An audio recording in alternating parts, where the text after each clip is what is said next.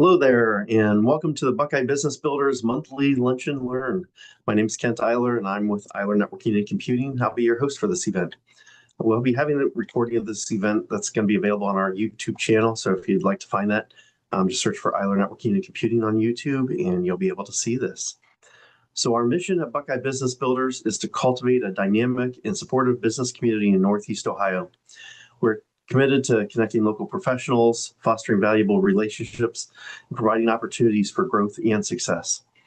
Through networking, collaboration, and education, we aim to empower business and contribute to the economic vitality of our region. We meet in person on the second and fourth Tuesday from 11:30 a.m. to 12:30 p.m. at the Northern Ohio Business Center, or the NOBC, located at 5224 Cobblestone Road in Sheffield, Ohio, 44035. This is right across the parking lot from Sam's Club. We'd love to have you join us in person for our events.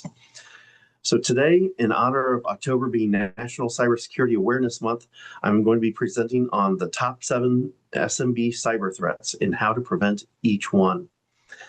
And so during this webinar, we're going to talk about something that keeps a lot of business owners up at night, which is cybersecurity. But here's the thing, I'm not here to scare you, I'm here to empower you. So I'm going to share my screen. Give me a minute here.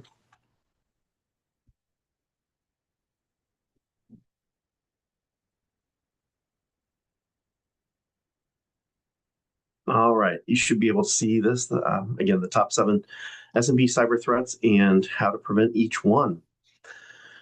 So we're going to count down from the top, from 7 down to 1, starting with number 7 and building all the way up to number 1, the top threat that you absolutely need to address.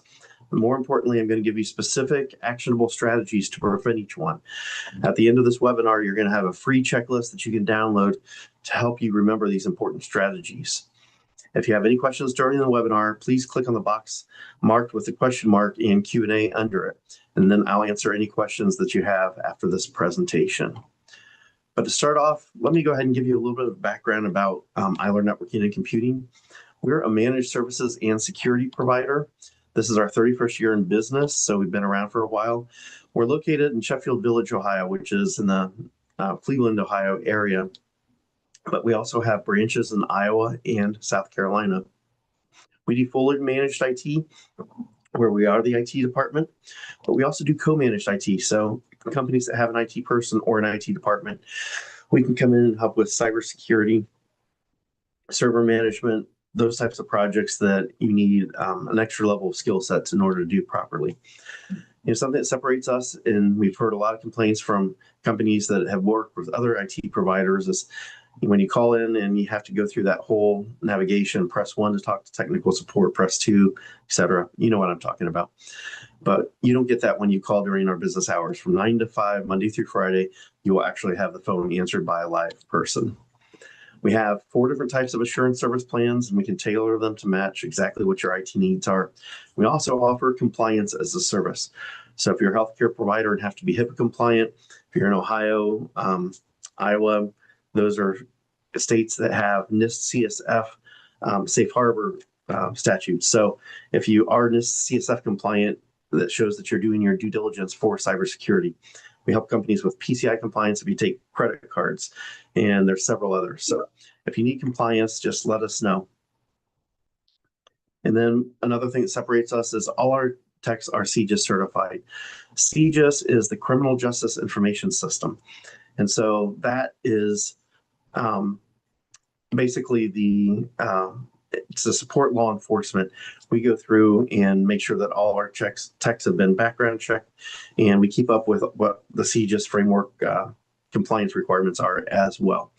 And so that's something that we have multiple law enforcement agencies that we support, and all of our techs then have that background. So you know that we are secure and able to protect your company as well. Oops. So let me tell you a little bit more about us through here. This is a recent honor that we received. The MSP Titans of the Industry Gala was a red carpet event. It was held in Beverly Hills, California, definitely outside of my comfort zone. So this was the same place that the Golden Globes are awarded, as a red carpet event at the iconic Beverly Hilton. The evening was truly unforgettable. The event featured appearances by Jay Leno and Magic Johnson, which added to the excitement and prestige of the night. But we were honored to be recognized as one of only 10 managed services providers globally named as finalists for excellence in one of the key markets that we support. This recognition is a testament to the level of commitment, innovation, and service that we provide for all of our clients.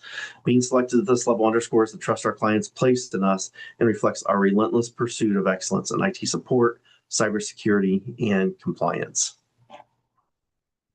All right, so let's get on to the real deal now. So the reality check here. Think about this. How many of you think your business is just too small to be targeted by cyber criminals? If you're thinking you're too small, I get it. That's a very common belief. But here's what I need you to understand. That's exactly what the bad guys are thinking about, and they love that assumption. So let me share some statistics with you that might change your perspective. 43% of cyber attacks target small businesses. It's not Fortune 500 companies, small businesses or mid-sized businesses just like yours. And here's the really sobering part. 75% of businesses that suffer a ransomware attack don't survive. Not because they couldn't recover their data, but because they couldn't recover the trust, the customers, or the cash flow. The average cost of a data breach for a small to medium-sized business, it can range anywhere from $120,000 to $1.24 million. And that doesn't include the intangible costs, which would be like reputation damage, lost customers, or employee morale. So let's review just a few cases of cyber attacks that have hit close to home recently. In Ohio, our headquarters are located in Sheffield Village, Ohio, which is just west of Cleveland, and we're located in Lorain County. The city of Cleveland was shut down for 2 weeks last year due to a cyber attack. The Cuyahoga County court systems, which is where Cleveland's located, they were shut down for 2 weeks this year due to another cyber attack. Columbus, Ohio was hit last year with a cyber attack and had over 3 terabytes of personal data released on the dark web. Lorain County, where our headquarters are, was hit a few months ago with a cyber attack and was shut down for several weeks. So you may think that these organizations are much bigger than, so they were targeted. But I want to share 2 personal stories that go into a little more detail so you can see that these companies thought they were protected, but ended up not having enough protection. And these are both people I know personally. On November 14th, 2024, a small Lorain, Ohio business had fewer than 20 employees fell victim to a ransomware attack. The breach began when attackers exploited a compromised VPN account. There's an old admin credentials from an employee who had left 4 years earlier, never had multi-factor authentication enabled. They also found an unprotected employee clock-in computer with minimal security.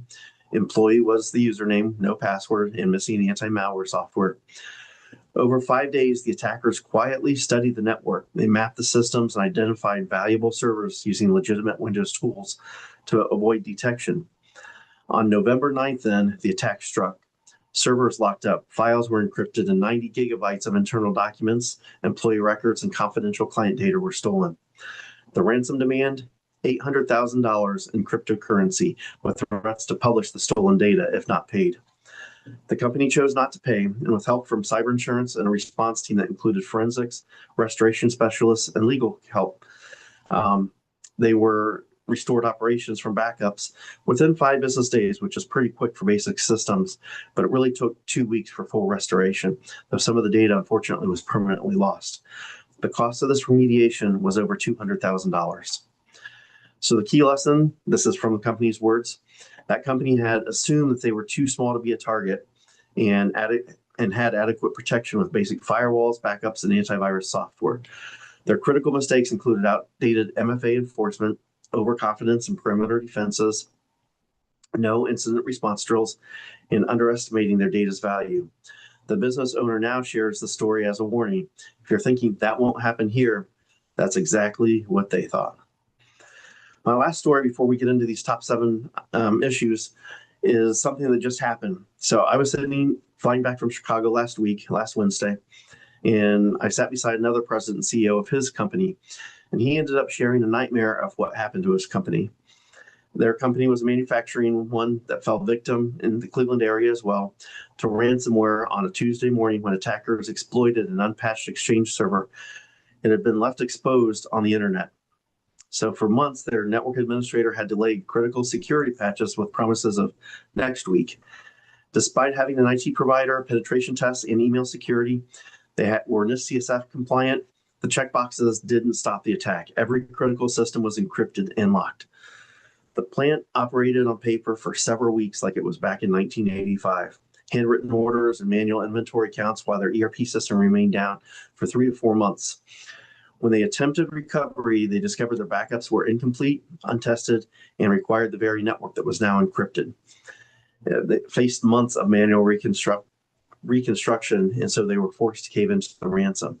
But the true cost was devastating. Their cyber insurance deductible was $20,000. But outside of that, the company paid approximately $500,000 out of pocket, alongside the thousands of dollars that their cyber insurance policy did, which paid for remediation experts, productivity losses, delayed deliveries, and legal fees.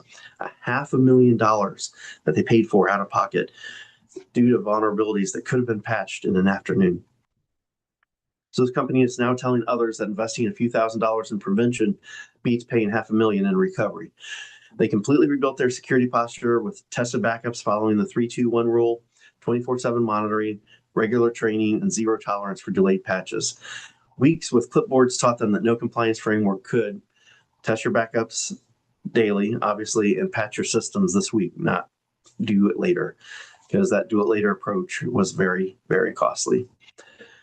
Now, I want to share these stories with you, not to terrify you, but to motivate you. These are real stories that happen very close to home, and there are thousands more like that. But here's the good news. Most of these attacks are completely preventable with basic security measures. You don't need a Fortune 500 budget. You just need to know what to focus on, and that's exactly what we're going to cover today. When you leave this webinar, you'll have a clear action plan, things you can start implementing this week. So let's get to our countdown. So coming in at number 7, inadequate mobile security. So let me go over this scenario. You're at a coffee shop or restaurant or even the airport. You pull out your phone or laptop to check the email, review that contract, maybe access some customer data. And then nature calls and you leave your device on the table for just a minute. When you come back, it's gone. So now what happens? That device has access to your email, could have your files on it, your cloud storage, maybe even your banking information. If someone unlocks that device, what can they see? What can they do? This isn't just a theoretical problem. Mobile devices are lost or stolen every day. In fact, it's far more common than a sophisticated cyber attack, but the damage can be just as severe. The challenge gets even more complex when we talk about BYOD, or bring your own device. Your employees want to use their personal phones and laptops for work. It's more convenient, more comfortable, and honestly, it's pretty much unavoidable at this point. But here's what that means. You have company data sitting on personal devices that you don't control. Devices that might not be encrypted, might not have strong passwords. They might be used on public Wi-Fi networks that are completely insecure. So what do you do? Well, the first step is implement mobile device management, or MDM solutions. These are affordable now and designed specifically for small businesses that let you separate work data from personal data and give you the ability to remote wipe the company information if a device is lost or stolen. Second, we want to require device encryption with strong passcodes, not a 4-digit PIN, but actual strong passcodes that are hard to break. Third, enable remote wipe capabilities before you need them. Can't tell you how many times that we've seen companies scramble to set this up after a device is already missing. And by that time, it's normally too late. Fourth, establish a policy. No sensitive work on a public Wi-Fi without a VPN, period. So this is a coffee shop, at the airport, anywhere that you are using besides your internal network, even your home, that you have a secure VPN, and that helps protect someone from watching the data that you're transferring. Finally, create a simple protocol. If you lose a device, who do you call? What happens next? Make sure that everyone on your team knows. So here's a quick example of this done right. There was a sales rep. They left their laptop in an Uber, and as soon as they realized that, they immediately called IT. They were able to remotely wipe the device within minutes. And because they had encryption enabled and didn't store passwords locally, the company avoided what could have been a devastating breach. And that's good mobile security in action. So moving up our list to number 6, unpatched software and systems.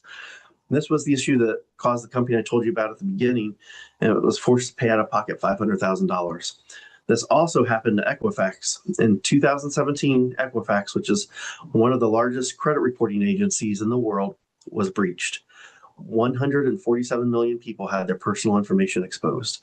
That's social security numbers, birth dates, addresses, driver's licenses, everything. And from that, obviously, people can start opening up accounts based on that in the bad actors' names. So here's the thing that made this particularly inexcusable. The vulnerability was known. The patch was available. Equifax just didn't install it. Don't be Equifax. So here's how this works. When a software company releases a security patch, attackers immediately reverse engineer it to figure out what vulnerability it fixes. Most of the time, the company is going to explain what the vulnerability is and what the patch just fixes. So then the bad guys create exploits to target everyone who hasn't patched yet. The window between patch release and an active exploitation is shrinking. Sometimes it's days, sometimes it's hours. And attackers don't manually search for vulnerable systems, they automate it. Right now, there are bots that are scanning the internet for known vulnerabilities. If you're running unpatched software, you're basically leaving your front door wide open with a welcome mat. I hear this objection all the time. We can't patch because we can't afford downtime. Our business runs 24/7. Well, here's my response to that. You really, truly can't afford the downtime from a successful attack. So a planned 15-minute update is infinitely better than an unplanned 15-day recovery, spending $500,000 on that. So what's the solution? First, enable updates that are on a particular schedule. We recommend doing managed updates. So pick a maintenance window and figure out when you want to push these updates that have been approved through and stick to it. Then maintain an inventory of all your hardware and software assets. You can't patch what you don't know exists. Fourth, prioritize critical security patches over feature updates. Not all patches are created equal. So one of the things that Eiler Networking and Computing that we do to protect our clients is we manage patches for all of their computers and make sure they're tested and then pushed out on a priority-based schedule.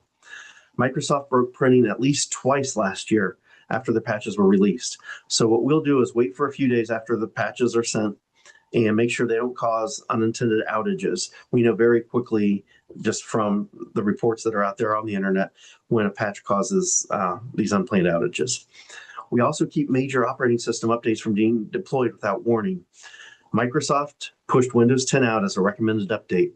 However, many companies were running software that were not Windows 10 compatible. They had automatic updates set for their computers. They came in one day to a new operating system and they couldn't run key software that they needed to operate. Just think of that. If you came, even if your computer is running, but none of your software is working that you depend on a day-to-day basis, that's going to be pretty crippling for you. So the fix for that is then they have to reinstall the previous operating system and applications, and that takes several hours per computer to do. And finally, and this is really important, replace end-of-life systems. So Windows 10 will stop being supported this month in October. There are users out there that are still running Windows 7, and that's been unsupported for years. If you're using a firewall from 2010, those systems are no longer receiving security updates. So they need to be isolated, replaced, or decommissioned. Budget for technology refresh schedules and cycles. It was super important. All right. Number 5 on our countdown, unsecured cloud applications. So how many of you use Dropbox, Google Drive, Microsoft 365, Slack, or Salesforce? Probably the majority of you. Okay, great. Now, can you tell me right now with certainty who has access to what and what's being shared externally? I'm guessing that's not going to be very many of you. Here's the reality. The cloud isn't inherently insecure. It's actually very secure when properly configured. The problem is that misconfiguration is incredibly common and incredibly dangerous. You know that little button that says share with anyone who has this link? That's often the default setting, which means your sensitive document is one accidental click away from being publicly accessible on the internet. And this happens at scale too. Every year we see headlines about public Amazon S3 buckets exposing millions of customer records. These aren't sophisticated hacks. They're just misconfigured cloud storage. And then there's what we call shadow IT. Your employees use the applications without IT approval because, frankly, it's easier and they're trying to get work done. Someone signs up for a free file sharing service, uploads client data, and suddenly you have sensitive information living in a place that you don't even know about. Here's another scenario. An employee leaves your company, but nobody remembered to revoke their access to that shared Google Drive folder. 3 months later, they're still accessing your files. One of the big ones that we see is for companies that download the latest product manual for a tool that they're using, such as a manufacturing company could be have a steel press, and they will Google the model of that, click on the first link that comes up, and basically they're not going to the manufacturer, and the download that they have for that PDF is work related, but it's now got malware and is a huge risk there. So what's the fix? First, you need visibility. You can't secure what you don't know exists. Maintain an inventory of all cloud applications in use. There are tools that we call them CASB solutions, which stands for Cloud Access Security Brokers, and that can help discover this. Second, configure cloud storage with proper access controls from the start. Default to restrictive settings, not permissive ones. Third, require MFA, which is multi-factor authentication for all cloud services. We're going to talk a lot more about MFA in a minute, but it's critical here. And then fourth, audit your permissions and sharing settings. Set up a quarterly cloud cleanup day where you review all shared files and external access. I promise you, you're going to be amazed at what you find. Also then create an approved software list. Make it easy for employees to use the right tools so they don't go looking for unapproved alternatives.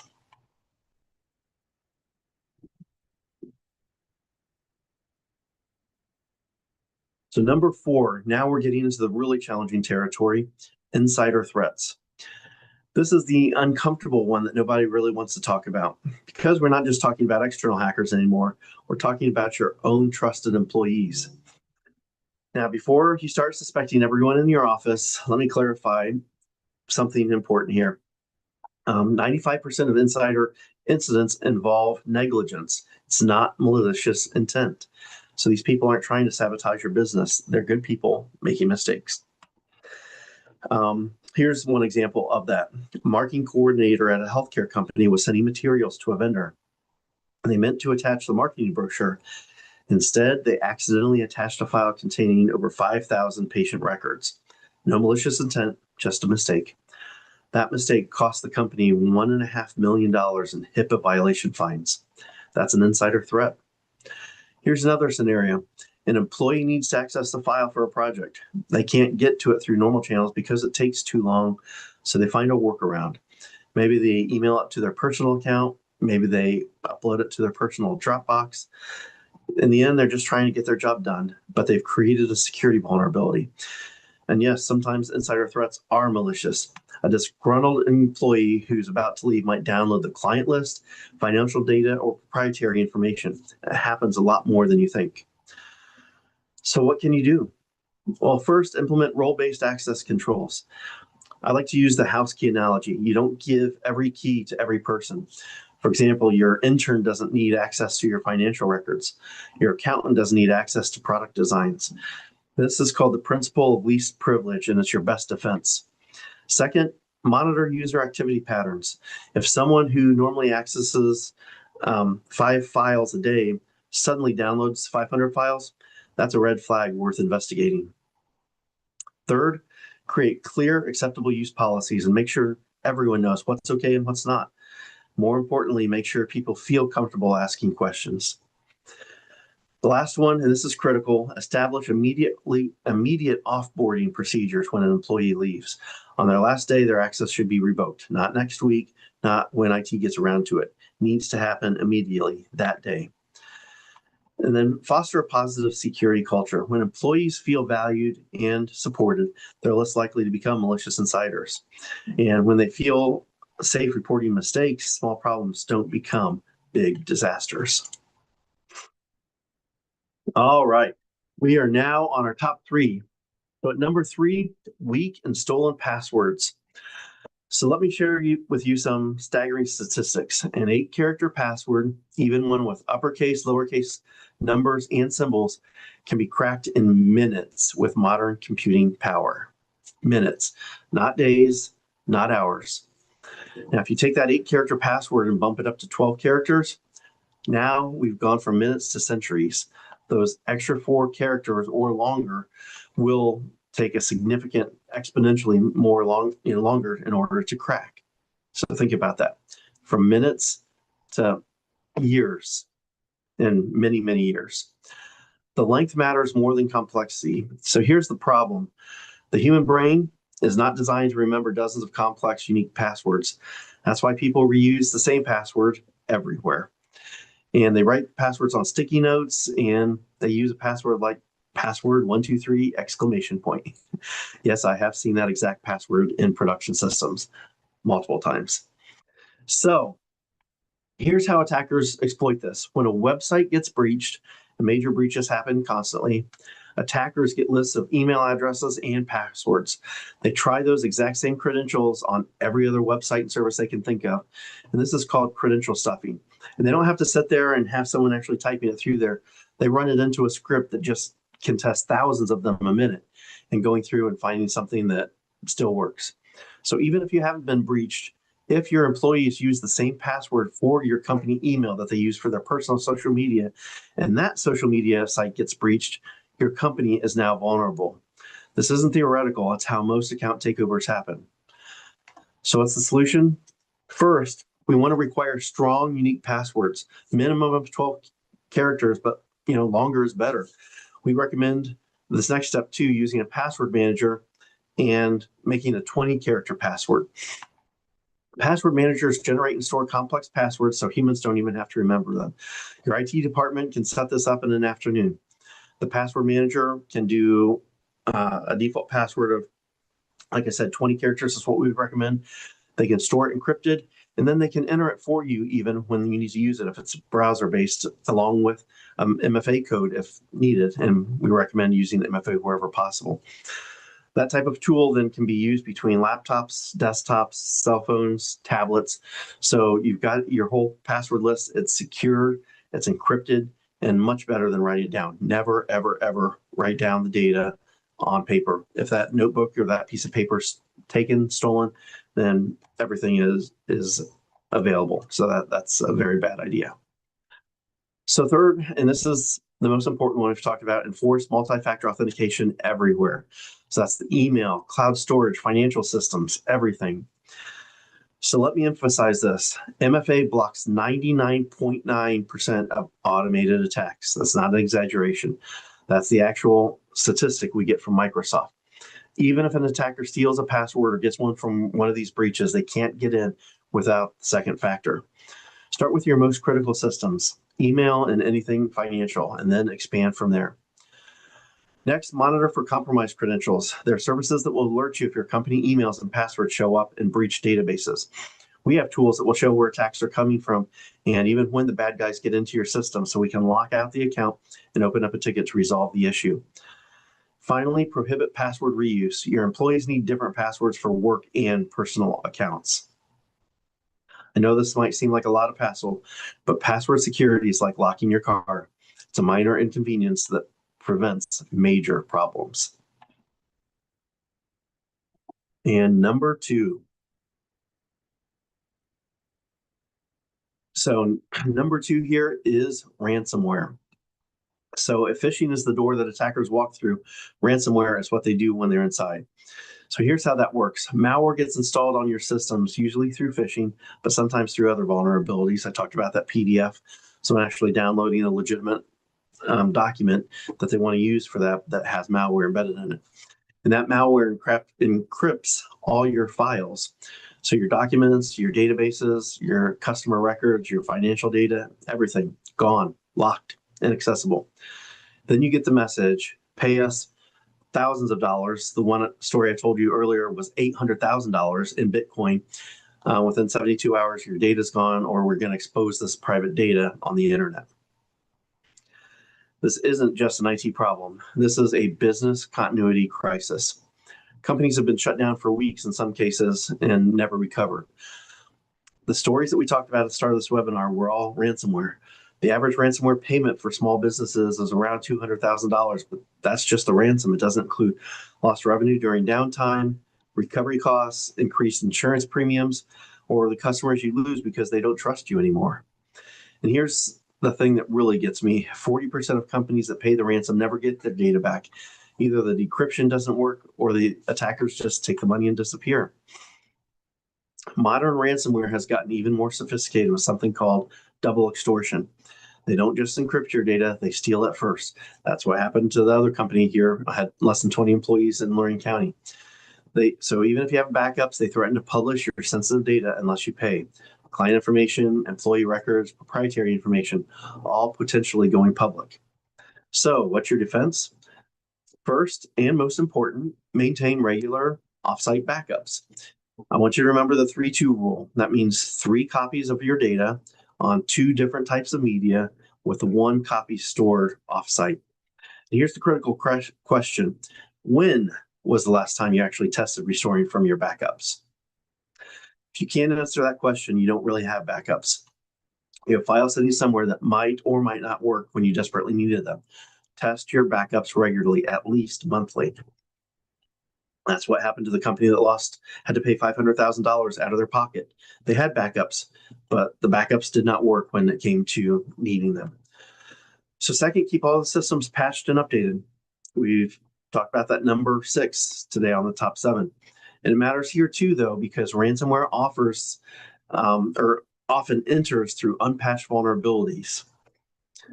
Third, implement endpoint detection and response, or EDR solutions. These are tools that actively monitor your systems for suspicious behavior and can stop ransomware before it encrypts the files. There are 2 things more that I'm going to talk about on the slide that are not listed here on the slide. And that's to restrict user permissions using the principle of least privilege. We talked about that. Not everyone needs administrative access, and no one should be using administrative access with their day-to-day accounts. Finally, create and test an incident response plan. When, not if, but when you face a security incident, everyone needs to know their role. How do you, or who do you call? What are the next steps? What are the priorities? When you go through this exercise, then if and when you have that actual event, it's going to be much easier to get through and you're going to be back on your feet faster. All right, drum roll. And now the moment you've been waiting for, the number 1 cyber threat facing small to mid-sized businesses today is phishing attacks. If I could only protect your business against one single threat, this would be it. And here's why. 90% of data breaches start with phishing. 90%. Phishing is the door. That's how attackers get in. Once they're in, they can deploy ransomware, steal data, compromise accounts, but all of it starts here. Now, when I'm saying phishing, some of you might think about those obvious spam emails. Congratulations, you've won the lottery, or I am a prince from Nigeria. These emails are so bad, they're funny. But modern phishing is nothing like that. So let me tell you about a real case. A local accounting firm with around 30 employees received an email that appeared to be from their bank. It had the correct logo, proper formatting, right signature. The email said there was a security issue in their account and they needed to verify their credentials. The CFO clicked the link, entered their username and password, and within 2 hours, the attackers had access to client accounts. The email, unfortunately, was perfect. If I showed it to you, you probably couldn't tell that it was fake. So here's what makes phishing so effective now. Attackers do their research. They looked at your LinkedIn profile. They see who you work with. They know your clients. They know your vendors. They craft emails that are contextually perfect for your specific situation. An email from your CEO asking you to wire funds to a new vendor. An invoice from your regular supplier with an updated banking information. A message from IT asking you to reset your password. These can all be fake, all designed to steal credentials or money. And here's the hard truth. Your employees will eventually click a malicious link. And I don't care how smart they are or how well trained they are. Human error is inevitable. People get busy and they're multitasking. They're checking email at 11 p.m. and they make a mistake. And that's why our defense has to be layered. So first, implement email filtering and anti-spam tools. These can catch a lot of malicious emails before they even reach your employees' inboxes. One of the things that's happening for phishing is, and has been for years, is they will open up and create a new domain that is one character off from what your domain is. And so one case that we saw recently, they took an M out of a domain name and replaced it with an RN. And if you think lowercase, you put those together, it's very hard to differentiate between an M and the RN. We've also seen L's replaced with a 1 or an I. And so there are many things that they can do now because it's a separate domain, an external domain. The things like DMARC and DKIM and SPF don't apply because they can set those things up and secure them for this fake domain they just created based on your domain. So the tools also we have when there's an email address or a domain that's very similar to yours, but just 1 or 2 characters done, we can set alerts up to that. So it just causes the employee reading that to be extra cautious. Second, conduct regular security awareness training. It's not a one-time thing. Make this ongoing. It needs to be at least quarterly, but also monthly reminders with simulated phishing tests, real-world examples. Keep security at the top of mind of your entire team. Third, and I can't emphasize this enough, enable multi-factor authentication on all accounts. You've heard that before, right? No, I've said it multiple times today. Because even if someone falls for a phishing email and enters their password, the attacker still can't get in without that second factor.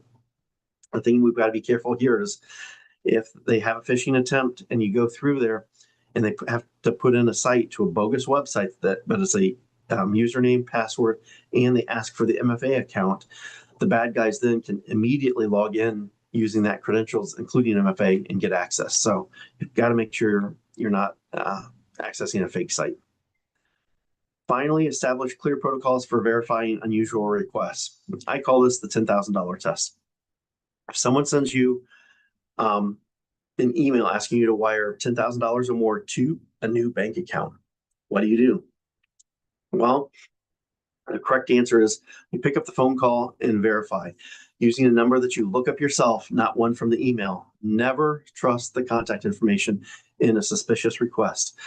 Make this the standard procedure for any unusual financial requests, any request to reset passwords, any request to access sensitive data, and when in doubt, verify through a separate channel.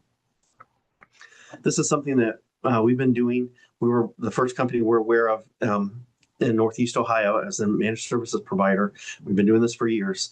When a company calls, it's not unusual for us to get requests saying, hey, I can't get in. Can you reset my password? This happens fairly regularly due to various reasons. But because of deepfakes and AI, it's you can spoof a phone number, spoof caller ID, and so you can't just go based on that. So we have to implement basically our own version of MFA. If one of our clients calls us and asks us to change their password, we will send them a code through a system predefined. They can't say, hey, I'm out in California at a conference and my phone was stolen, so I've got a new phone with a new phone number and I can't get my email set up because I don't have that information. So please reset my password and I don't have my MFA request. What we would do is contact someone at that company to verify all this happens, and from their manager, we would make sure that it's okay to go ahead and reset that password. But you have to do that validation. Never trust something that seems suspicious because that's how the bad actors are getting access to this. So again, phishing is our number one threat because it's the root cause of almost everything else. So stop phishing and you stop most attacks before they start. All right, so let's talk about your action plan. Let me take a drink first. We just went through 7 serious threats, and I know to some that could be overwhelming. Here's what I want you to understand. You don't have to do everything at once. Security is a journey. It's not a destination. What matters is that you start and start today. So I've broken this down into 3 time frames to make it manageable for you. So for this week, these 3 actions will immediately reduce your risk by 60 to 70%. First, enable multi-factor authentication on your critical accounts. Start with email and anything financial. Your IT department or your IT provider can set this up in a single afternoon. Second, schedule employee security awareness training. Even a 30-minute session makes a difference. There are several low-cost resources available, and we have systems that will track the training so you can make sure that everyone's actually doing it, and then also simulates phishing attacks, and we get reported then if someone clicks on something that they shouldn't do. Third, test your backups. Right now, I want you to take out your phone and put up a reminder in your calendar for this Friday. Test backup restoration. Pick one file at random and restore it from backup just to verify that the system works. These 3 things do this week. Now this month, we'll build momentum. First, conduct a security assessment. Many security providers offer free initial assessments. That's one of the things that we do, and we'll give you a code at the end to do that. Use them. Find out where your vulnerabilities are. Second, review and update your access controls. Who has access to what? Do they still need it? Clean this up. Third, patch your systems. Get everything up to date and establish that regular patching schedule we talked about. And then this quarter, these are your longer term investments. First, implement comprehensive security solutions. We talked about EDR for ransomware, MDM for mobile devices, CASB for cloud applications. You don't have to do them all at once. Prioritize based on specific risks. Second, establish an ongoing training program. Security awareness can't be a one-time event. It's got to be a part of your policies and culture. Third, consider cyber insurance. It won't prevent attacks, but it can help with recovery costs if something does happen. Just know that insurance now requires you to have basic security controls in place before they'll cover you. So implement protections first. Now, before I go to the questions, I want you to do something. Take out your phone, piece of paper, or write down one action you're going to take this week. Just one. Put it on your calendar with a specific day and time and do this. This is how change happens, not with grand plans, but with one action at a time. So I appreciate your time today. Hopefully this has been valuable to you. And for taking the time, we've got 2 offers for you. The first is the free network security analysis. You see our mascot there, Byte the IT Dragon. We'll have Byte conduct a thorough vulnerability assessment of your network, identifying critical security gaps and providing a prioritized remediation plan. This detailed report typically costs $3,500 since we're doing a type of penetration test that requires software that we've had to pay for and continue to pay for to do. We want to help businesses get secure, not guess that they're secure. And so we can only do 3 of these a month of the network assessments. So sign up today, get your schedule. You can go to our website at eiler.com/analysis. See that link right there? Or you can scan the top QR code and sign up for that. The other offer we talked about is a take action checklist that covers the 7 threats that I've gone over today, along with the steps to protect your company against these threats. To get this checklist, go to eiler.com/cyber_checklist or scan the bottom QR code. All right, so a lot of good information, and I'm going to check for questions to see what we've got here today. So give me a minute to open up. All right, there are a couple of questions through here. And this is a good one. What is the single most important thing we should do? If I had to pick just one, it would be enabling multi-factor authentication. We covered that through several of those points. It's free, typically, and it's very easy to implement, and it blocks 99.9% of automated attacks. It's the highest impact, lowest effort security control that you can implement. So start there, but don't stop there. Go through the full checklist to make cybersecurity an important part of all your IT tools and strategies. So how much should we budget for cybersecurity? That's a good question too. I believe the general industry guideline is about 15% of your IT budget should be focused on cybersecurity, but it's going to depend based on various things like what is your industry, what's your risk profile, what are your compliance requirements. All of those things will impact the amount that you need to spend on cybersecurity and compliance. Here's what I would recommend. Start with our free and low-cost essentials first. Do the MFA. Basic training and testing is only a few bucks a month per user. Get those in place and then invest in tools based on your specific risks. Do that network analysis, and we can come alongside with you and help you make a plan for doing this. Okay, I talked about cyber insurance, and the question is cyber insurance worth it? Cyber insurance is. It can be a valuable part of a comprehensive strategy, but it's not a substitute for security. And don't think that just because you have general liability insurance that your cyber events are going to be covered. Most of the time, those are going to be excluded now. So talk to your insurance agent. But think of cyber insurance like car insurance. It happens after an incident, but you still want good brakes and airbags to prevent the accident in the first place. Also, insurers have gotten much more strict because this is so prevalent now. They now require you to have security controls in place before they'll even offer coverage. So implement your protections first, then get insurance for what you can't prevent. And make sure you read the fine print. Make sure you understand what's covered and what's not, and make sure you understand what the requirements are on your point from the IT standpoint. Many policies won't pay out if you didn't follow those basic security practices, or if you answer saying you're doing MFA or these other things and they find out after an incident that you didn't. You don't want to end up there. All right, got a couple more here. How do we convince leadership to invest in this? That's an excellent question. So here's what works. Stop framing IT or cybersecurity as an IT issue. Start framing it as a business continuity issue. So calculate what downtime costs your business. If you're down for 2 or more weeks, like many of those examples were that I talked to you, what's the revenue impact?